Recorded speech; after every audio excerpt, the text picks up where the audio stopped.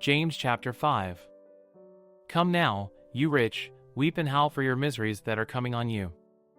Your riches are corrupted, and your garments are moth-eaten. Your gold and your silver are corroded, and their corrosion will be for a testimony against you, and will eat your flesh like fire.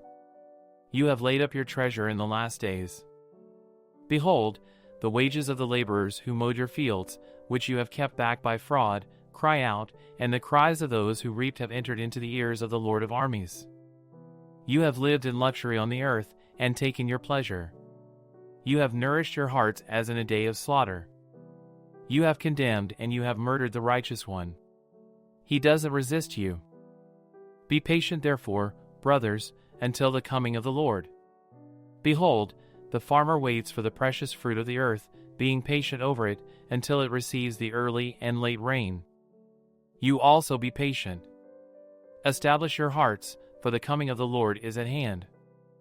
Don't grumble, brothers, against one another, so that you won't be judged. Behold, the judge stands at the door. Take, brothers, for an example of suffering and of perseverance, the prophets who spoke in the name of the Lord. Behold, we call them blessed who endured. You have heard of the perseverance of Job, and have seen the Lord in the outcome, and how the Lord is full of compassion and mercy. But above all things, my brothers, don't swear not by heaven, or by the earth, or by any other oath, but let your yes be yes, and your no, no, so that you don't fall into hypocrisy. Is any among you suffering? Let him pray. Is any cheerful? Let him sing praises. Is any among you sick? Let him call for the elders of the assembly, and let them pray over him, anointing him with oil in the name of the Lord. And the prayer of faith will heal him who is sick, and the Lord will raise him up. If he has committed sins, he will be forgiven. Confess your offenses to one another, and pray for one another, that you may be healed.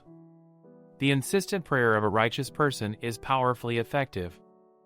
Elijah was a man with a nature like ours, and he prayed earnestly that it might not rain, and it didn't rain on the earth for 3 years and 6 months. He prayed again, and the sky gave rain, and the earth produced its fruit.